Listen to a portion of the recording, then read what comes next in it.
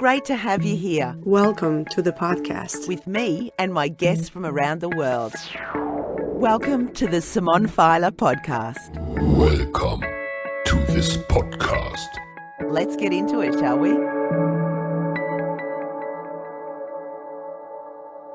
On the Simone Feiler Podcast.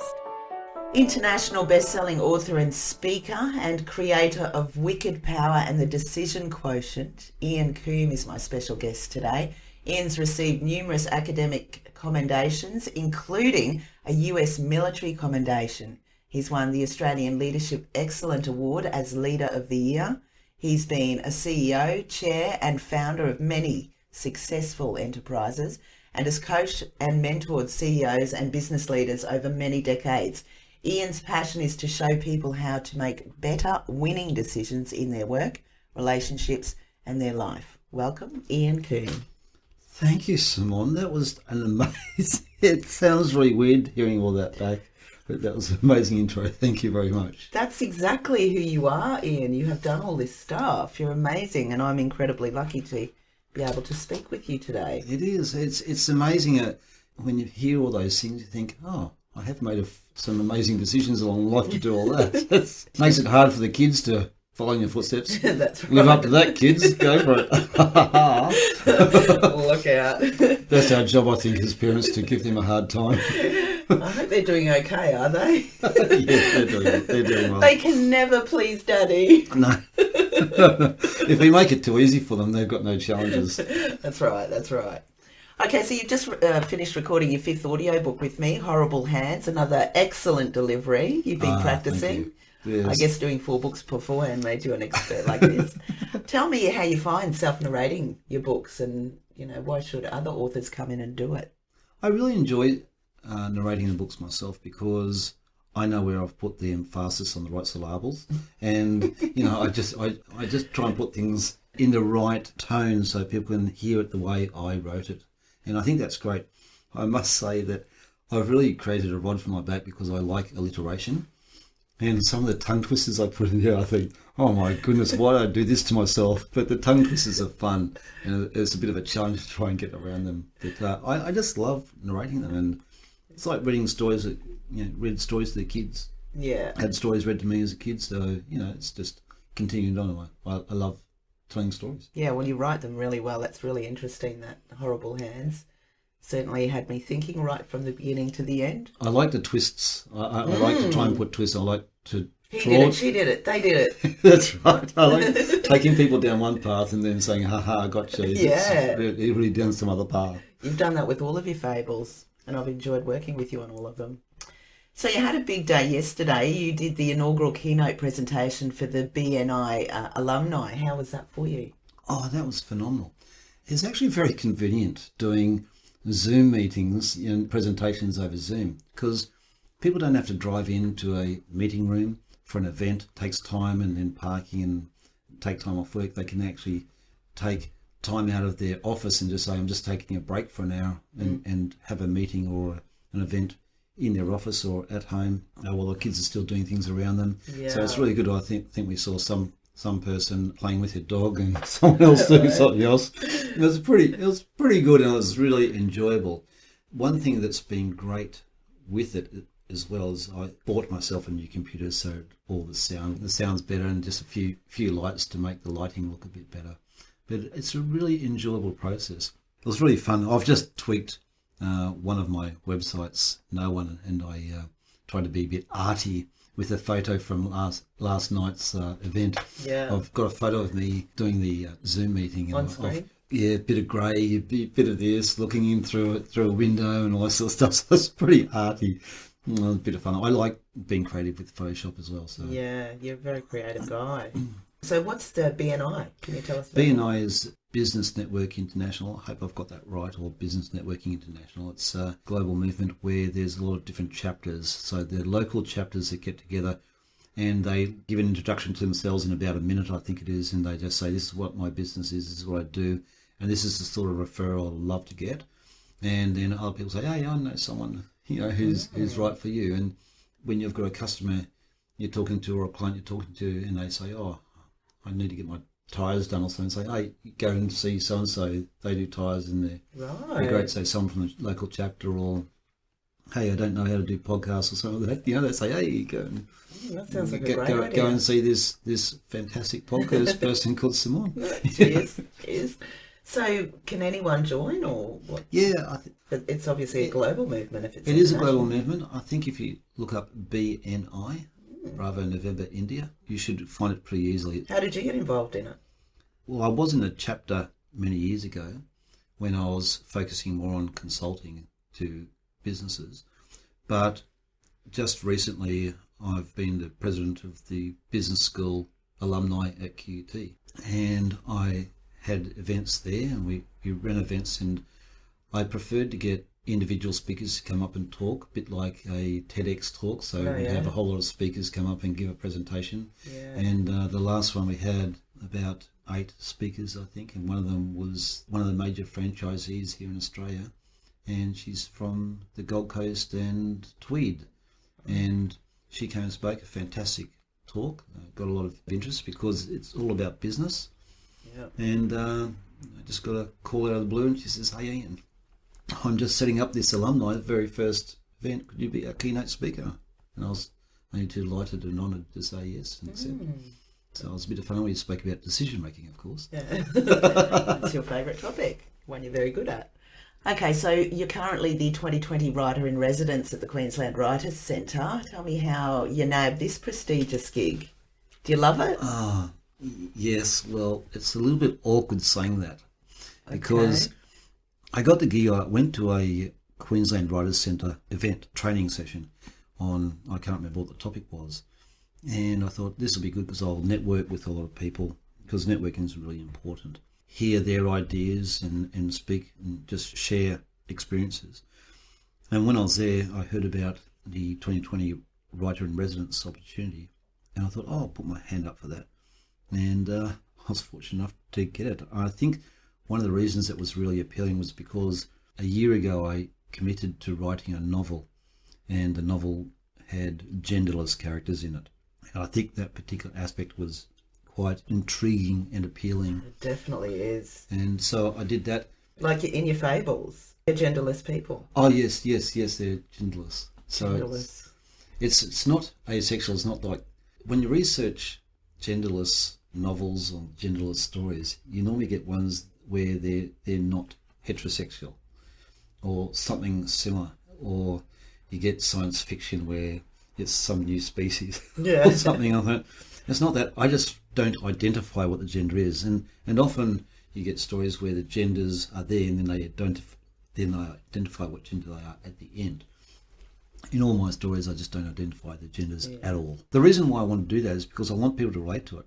So if you're a female, you can say, oh, that character is a female because that's what your experience is. Or if it's a male, you can relate to experiences, because all too often we have characters in books that we read and you think, oh, okay, that's interesting, but it doesn't quite relate to you. Stereotypical. You've been forced the description. Yeah, so people that read my books can actually make up their own image of each character. So that's what I like Such a about it. wicked idea, Ian. It is. Well, to get back back to the question. Get back to the question about the 2020 Writer in Residence, is that I started, and when I got there, the very first day I met the reader in residence at the State Library. Right. And we got chatting, and she said that she was finishing up in 5 weeks' time. So I said, okay, I'm bringing forward my timetable, and I'm going to try and finish this in 4 weeks' time so I can get you to read it. She said she'd love to. So I finished the novel ahead of schedule, and I finished it in the first 4 weeks there, and gave to her to read. Smashed So it. got her feedback, and the following week the library closed because of COVID. Oh dear. Oh, no. So I was sitting there one moment in an isolated corner of the area, because it's a little glassed off area, which was actually quite safe. And then everything closed. So I thought, okay, well, it was short lived, but it's still there. But the good thing is that I've finished it. I got a lot of feedback, met a lot of people, and a couple of people that we've met both through the Brisbane Authors Network group and also through the Queensland Writers Centre. We meet every month and just get together and chat. And, That's excellent. In fact, the next meeting we have for a coffee is on Monday morning. Okay. So that's great. And we just get together and chat, and we have similar ideas, so we share and help each other out. Yeah, that sounds great. Well, at least that came out of it. That's fairly devastating. I wonder if ever opens up back to the way it should, normal. If you'll be there next year. If you ever get the opportunity to be the writer in residence, it's in the corner. It's called the Fishbowl Residence because it's the corner of the library where there's a big glass wall around you. Hey, you in there? Mummy, look at him in the cage. Yeah, and you do get that. Because you get tours go through and they walk right past your desk and your chair there, and they peer in from the other side of the glass and tap on the window. The previous writer in residence said, I was looking at someone who was looking quite longingly at her, and she said, "Yes, can I help you?" And the person said, "Yes, can you tell me where the toilet is?" So anyhow, it's quite funny. But I have had people just pop in and just say, "Want to have a chat?" It was a really good experience. Really loved it. Yeah, that's very cool. So I met you first in March 2018 when you recorded your blueprint for making better decisions with your Wikid Power audiobook. I just can't believe it was 2 years ago. Time flies. Wow. So the important background for the book is that Ian made a decision to tell the military that the way it made decisions needed improvement. Brave. He developed, that's all I can say from where I'm sitting. He developed the 5-step decision-making process so effective at winning that the military wanted it classified above top secret. How did this all come about, Ian? A shortened version, because I like to tell stories, so I'll make it a bit shorter for you, but I was in charge of all the software for the Army, and back in those days it was a $30 million budget, which was a lot of money back in those days. Yeah, that's and I thought, how do I spend this money? Because the guy that I took over from, he not only left the Army, but also left the country. So he said, "There's your $30 million, Ian, see you later." Yeah. And I thought, okay, how do I spend this money? So I looked at all the things that Army did, all the processes, and I realised I had software for almost everything except decision making. I thought, that's a pretty important issue not to have support for. So I got together with a couple of universities and we looked at all the things that helped make decisions in groups, like the lighting, the temperature, the chairs, the tables, the layout, where the facility would be, how long it would go for, all those sorts of things. And one of them was also the technology involved. I quickly made a decision to, okay, let's build a capability. So I put together 10 notebooks in 2 very heavy boxes and all the power supply and all that. And we had a mobile group decision-making system that went around Army and trying out a whole lot of different scenarios, a whole lot of different types of decisions, and we had these meetings. It was unbelievably effective. I taught everyone how to do that, but as I was doing it, I was also realizing that because of my software work, I had databases and people talking about data management, and then people were talking about information management, and they're talking about knowledge management. I said, you can't keep interchanging these terms and meaning the same thing. So I tried to define what they all meant. And the two combined to actually identify these words and define them properly, and how they transition from data to information to knowledge to intelligence and to wisdom, which is the acronym or acrostic Wikid in reverse. So I did that, and it happened to be the way you make decisions. And there's a couple of extra steps involved to actually get superiority, which is in the Wikid Power process. But that's what was used for the decision-making sessions. And in the end, I was asked to give briefings to everyone, all the information warfare people. I was the information warfare expert for Army. Wow, the information warfare go-to man for defence came and spoke to me. In fact, he was the one when I was presenting it to him on my whiteboard. He says, "Oh, that's Wikid." And I said, "Yeah, it's pretty cool, eh?" He says, "No, I mean, it's Wikid." I said, "Yeah, it is." He said, "No, it spells Wikid, you idiot." I said, "Oh, it does too." So thanks, Mark, for that. That's the marketing part of it. That's interesting. Marketing, Mark. No, I'll call him Marketing Mark from now.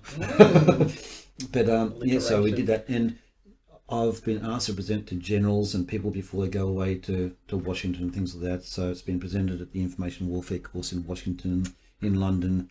I've been the opening keynote year after year at the highest military intelligence course we have here in Australia. So I'm so lucky and very privileged to have you in the studio. Thank you for coming. Oh, my pleasure. But I was just saying the marketing aspect's really good because when you learn the process, you can't help but forget what Wikid stands for. Power. I had a general once, I was walking to work in Defence Headquarters, and he said, "Hi, Ian." And I said, "Oh, hi." And he says, "How's Wikid Power going?" I said, "I can't believe you remember." He says, "Of course I can." I said, "But I bet you don't know what it stands for." And he says, "Yes," and he rattled off word perfect. And I thought that's the value of having a good marketing system, and so that was a good decision to call it Wikid Power. So, okay, well, my next question was, what was your role in the military and how long were you part of it? But obviously you were high up there, but how long were you in the Army? I was in the Army for roughly 20 years, 6 months, 2 days and 15 hours. You didn't count that then. Well, the funny thing was, the decision to get out also affects your pay, your pension. So that was based on your age. So I was born mid-year, and I started in January, so that's why it's 20 years and 6 months. Right. And then why get out on a weekend on a Friday when you can get a couple of extra days pay by getting out on a Monday for no extra work. So that's the 2 days. And I said this to someone once, and I said, "I bet you don't know how many hours." I said, "I've never actually thought about it, but now that I'll do that, yes, I got out at midnight and I joined on like 9 a.m. So there you go. Another good decision. Just a bit of a joke now, but yes, 20 years, and I went straight into my own business and never looked back, but I still worked a lot with Defence. As a consultant? Yes, and helping them make the decisions still. These days, I still consult to businesses and individuals and help them with their decisions, but I think I can have more benefit by writing about it and getting out to people a bit more mass market that way. So. And I've committed to being a full-time author now, and hence why 2018 has been the start of all that, really. Yeah, you've certainly been busy, because this is my 5th one I've recorded with you, and now you've written another whole new book. Well, I've written a spy book. Yeah. Which sounds absolutely intriguing. We were talking about it just before we went on air, basically. Yeah, we were. It's a lot of fun. I really enjoy writing a novel. I love the mystery books because it makes you think through it, and I like having a twist at the end. I think it's just a bit of fun, and it gives you a reason to get to the end, and you think, "Oh, I wonder how this works really," and all that. So, but because of a bit of my experience, I've been to places where people haven't been, and so I like to put that in and have a bit of fun with the conspiracy issues. Some people can say whether they think it's conspiracy or not, but there's truth they can look up and Google Maps and Wikipedia and find the truth there. So it's a bit of fun. But all the characters are genderless, so spies can also be female as well as male. It's a lot of fun. I've got 5 different techniques there, but I've also started the 2nd book in the series of novels. Right. That's great. And I've got another book on the go, which is a fun book. So you're a busy guy. Yeah. It's just you just keep going and going and going. Oh, I've got another idea. And my partner, she rolls her eyes and goes, "Oh, here we go. What's your idea this time, man?" Does she love them? Yeah, she does. She's read the book. With my first novel, as I was writing a chapter at a time, she'd say, "Will you hurry up and get the next chapter going?" I want to get through this. Really? Yeah, that's cool. And she's not a big reader, so I thought, okay, I'd take her loyalty, as part of the enthusiasm. But I was impressed that she genuinely was enthusiastic about it, so I take that as a positive. So when is it going to be out, the first book, so we can hear it or we can read it? I've learned from narrating my books here with you that if I read out the book when I'm editing, I pick up more issues and tie it up better. So I've written it and given it to the reader in residence, and I've got feedback from her and from other people I've gone to see. I had someone great in the funeral industry show me all around the funeral facilities. Right. and the processing places, the operational facilities, as well as the funeral homes and that, and just absolutely phenomenal. So I've given it there to be read and come back with yes, you've managed to capture it now, but there's one thing you have to change here, and I've done that. So as I keep getting out, I get it tighter and tighter for making it work. But now I'm probably halfway through the book reading it out loud to myself and tweaking and making sure it's all right and consistent. But what I'm hoping to do is finish it. I've already written the letter to go out and get it published. So I'm already on top of that one. It's just me finishing reading and making sure I've dotted I's and crossed T's. And I want to keep going from that, hand it out to see if I can get it published, and then keep going with the second book in the series, because it follows on. It's really exciting. So intriguing. Sounds if you like spy novels, this is it.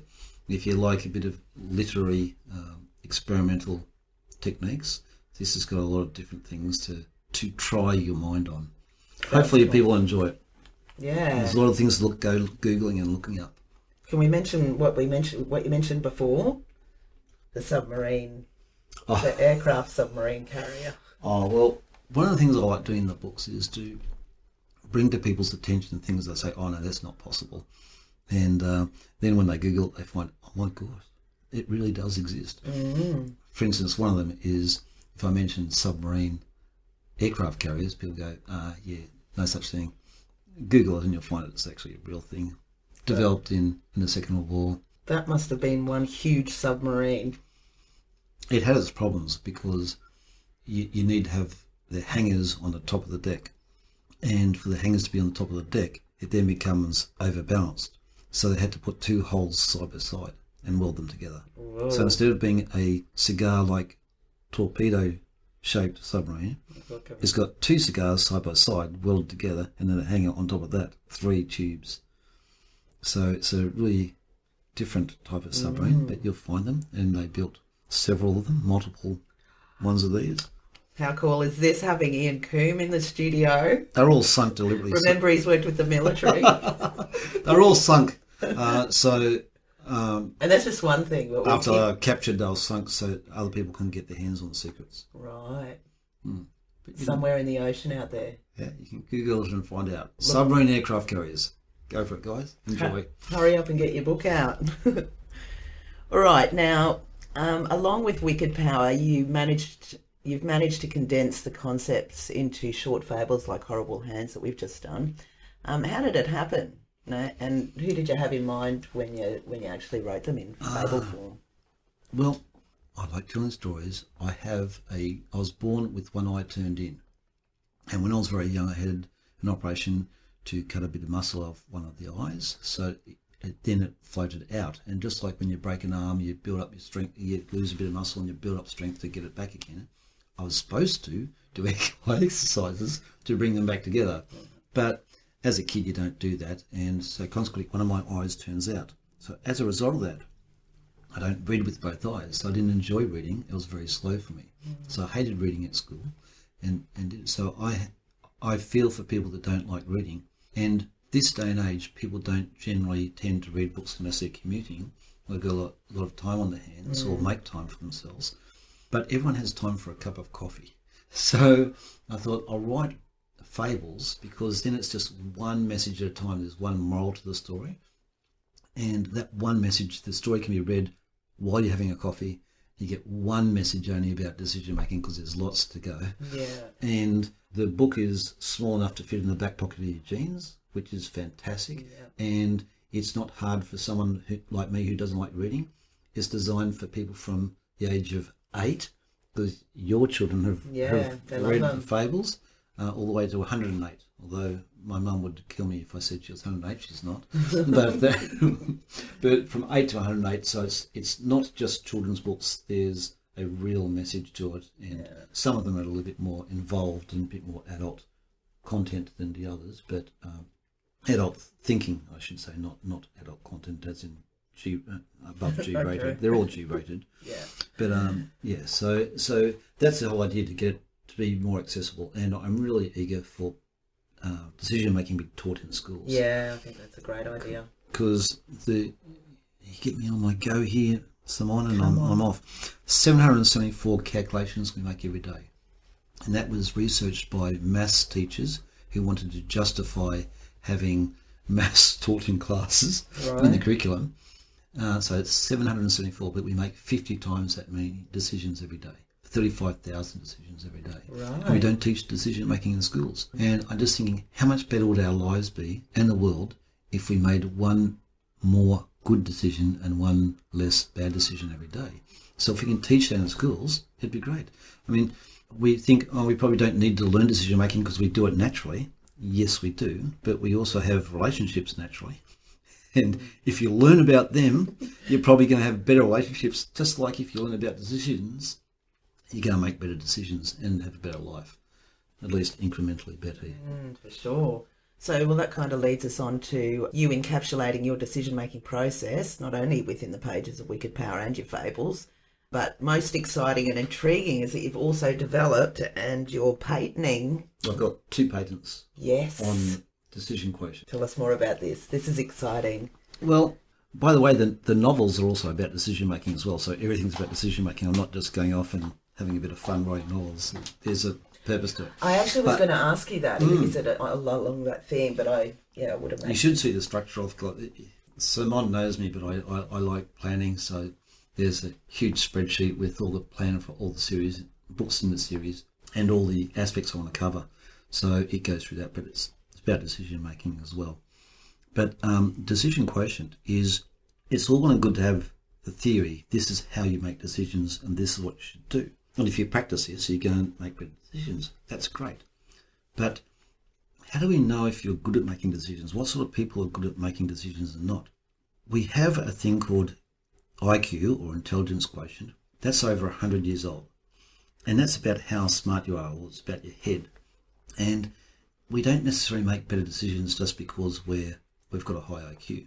We also have a thing called EQ, or emotional intelligence or emotional quotient, which was developed over 50 years ago. And that's about your heart, really. So just because you're good emotionally and things like that doesn't necessarily mean you're going to be good at making decisions. So decision making, and that was the first fable was about that. So there's 3 aspects to decision making, or 3 different characteristics you need to consider, 3 traits. You need the head and the heart. So that's why I thought I'd better come up with something that actually explains that. It's called Decision Quotient. It looks at 3 different aspects: how logical you are, how much you consider your own circumstances, and how much you consider other people's circumstances, or the social aspect. So if you assign one of those scores to red, 1 to green, and 1 to blue, you get a colour on the colour spectrum. So what I do is just plot all these on the colour spectrum. So that's about your motivations. This is why you make decisions. Right. Because it's logical, or because it's about you and getting something for yourself, your own success or something, or because you're really hoping to help others. And then it's how you implement decisions, or how you execute decisions. And there are 14 aspects there. So there's a lot of research that's gone into this, because I've been researching decisions for well over 3 decades now. And there are 14 dimensions to executing decisions, and I've grouped them into 4 areas. One is about people. How much do you consider people when you're implementing it? Is this going to affect this person or that? Another one is action. Are you just all about taking action really quickly, let's get it done? Or are you about time and space, which is about how much resources you have? And the other one is about thought, how much you think about, I know we've got to sit down and think this through and all that sort of stuff. So I assign them to the colours CMYK, cyan, yellow, magenta, and key, which is black. And you get another colour. So when you do the decision quotient test, which only takes about 6 minutes, online test, it's currently free during COVID, because I want to help as many people as I can to make better decisions. If you go and do that, you get a 14-page report that goes through each of those for you. It goes through your reasons why, your motivation, your RGB colour, and then gives you a CMYK colour. And if you think about the 4 aspects I just mentioned about executing decisions, the remainder of the 6 interrogators, the why, who, where, how, and when. So it's really interesting how all these things come together in a very neat formula. So you get a DQ, and the good thing is it's not like IQ where you want to not tell anyone what your score is if it's pretty low, or you do, or you're embarrassed if it's high or whatever. Normally people don't go and share their IQs. But if you're making decisions in a group or in a team, you don't want to have everyone who just thinks logically. You want to also think about the social aspects and other things. So you want to think about all the issues that are involved. Otherwise, you get an incredible bias. And bias is a real killer for decision making. If you want to look up bias, you look up cognitive bias. On Wikipedia page about it, there's over 100 different biases that can stuff up your decisions. Wow.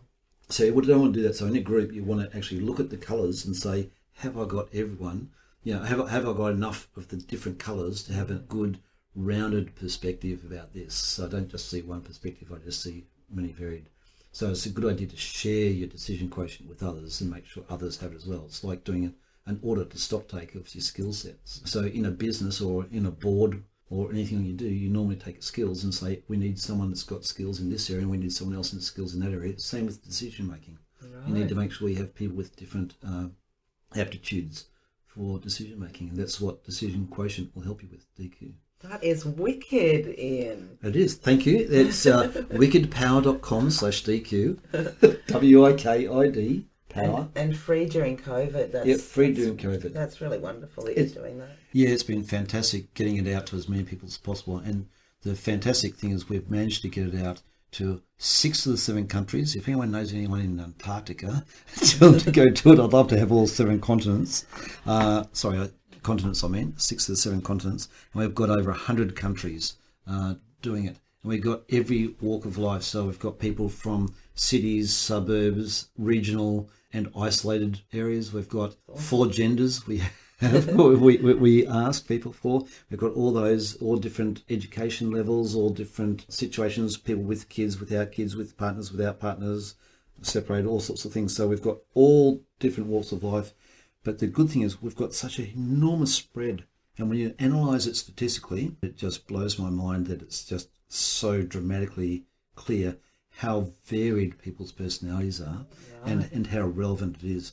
But the absolutely heartwarming thing about everything is when we asked for feedback, this morning I think it was 97.4% said they would highly recommend it to others. So that's really reassuring. If they said, oh yes, this was interesting, but I wouldn't recommend it to others, I'd be worried. But that was just so phenomenal.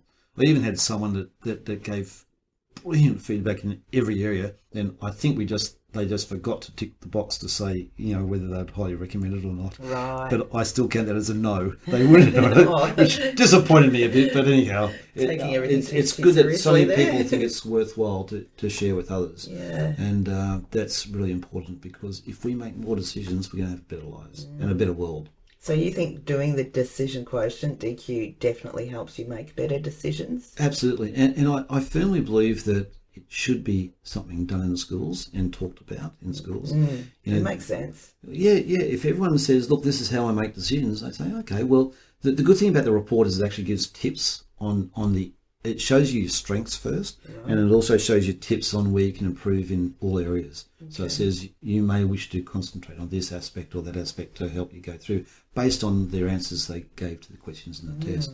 So awesome. If they did that in schools, they say, oh, okay, I need to bone up a bit on that area, and they can talk with other people that have got strengths in those areas as well, and just see what's required. And I think it'd also be good to see if people have tried to work on decisions, to take the test again at regular intervals to see how they strengthen up in the areas that they want, or maybe they're quite happy where they are and there's nothing wrong with that either. It'll just be interesting to see longitudinally. We haven't got longitudinal data yet because we've only just introduced this again back a couple of years ago. Well, that sounds really intriguing. I'm going to go do that test, I think. Yeah, I think I know what your OGB colour what tint it might have to it. Oh, but, really? Yeah. Oh no, you can read me. You can tell how I make decisions. Okay, what's my next question? No. Actually, it's funny you should say that, because with my research, I'm researching mentalism, and mentalism is Have I got it? Mentalism, where they say, "Oh, I know what you're going to say," and go predict the score of the thing. But a lot of it's showmanship, and a lot of it's illusion and some tricks. But a lot of it's also body language and psychology and things like that. So it's really funny.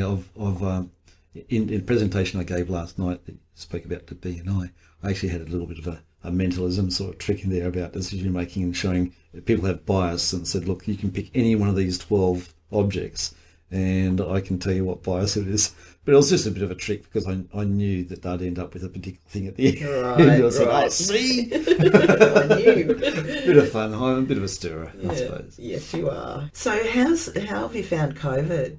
Well, for me, being an older male with conditions that make me more vulnerable, I'm a bit more cautious than younger people who may not think it's as serious as it is. You line up at nightclubs, no social distancing. Terrible. Sneaking in boots of cars. And, it's terrible. And people who are supposed to isolate and don't isolate because it doesn't affect them.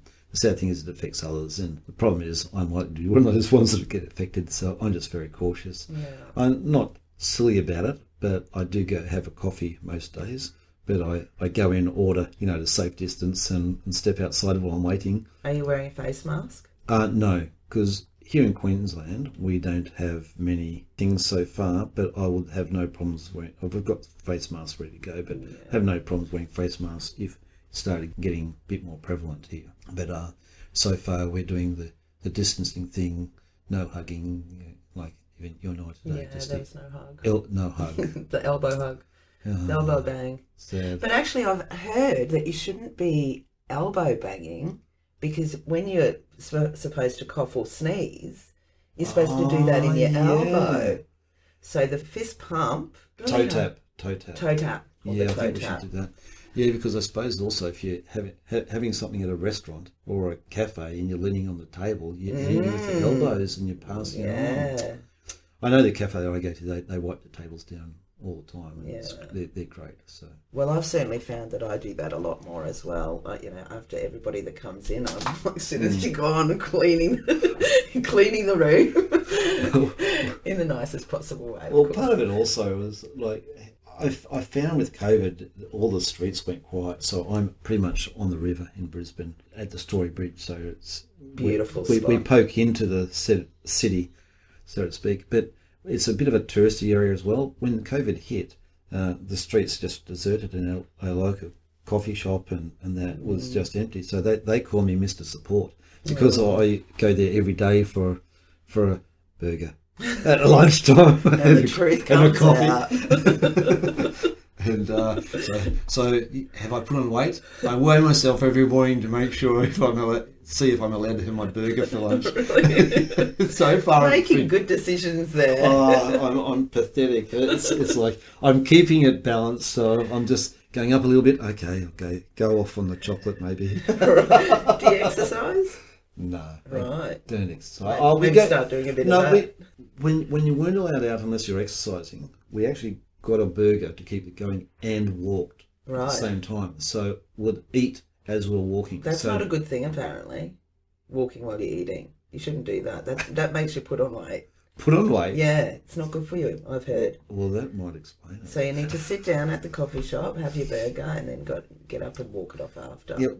Yeah. Or better still, do the exercise before you get to the burger. Well, back at the times, you couldn't just get a burger and sit down and have it in the park. So that was not allowed.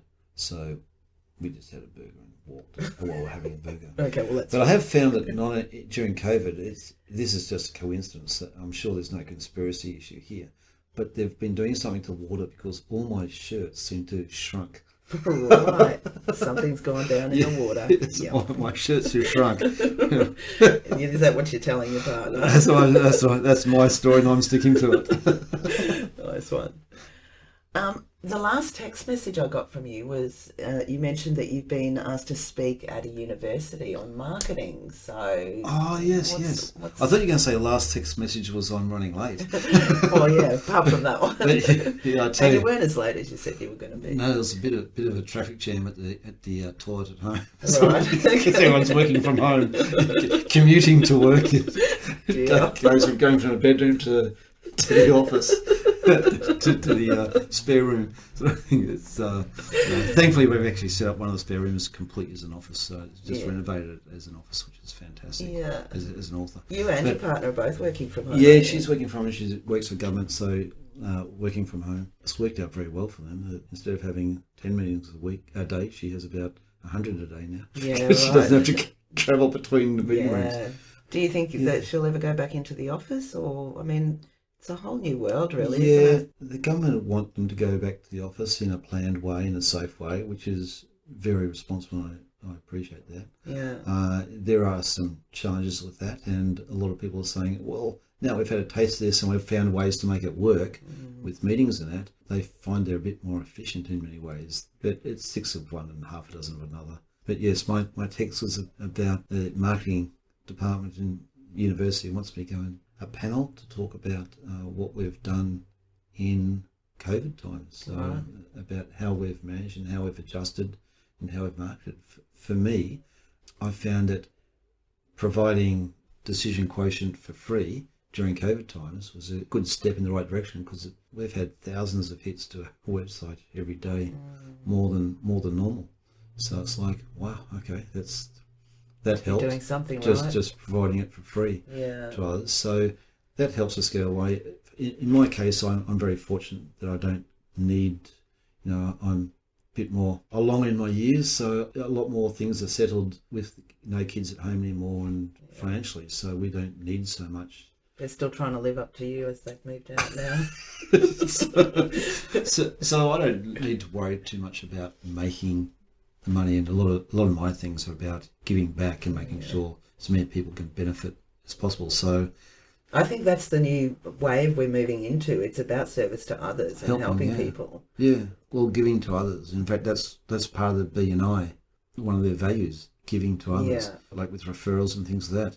And I think that's why I love helping alumni organisations and universities, because the more you can help them and tell them it's all well and good to learn from a textbook, but when you hear someone's experience and say, this is what we've done, this is what worked and not worked. In fact, I was redoing one of my websites today. It's No One website. My company is called No One, KNOW1, and I've got noone.com. I've had it for a long time. My phone number again spells No One. I've got the 1-800, the free call numbers that spell No One and everything like that.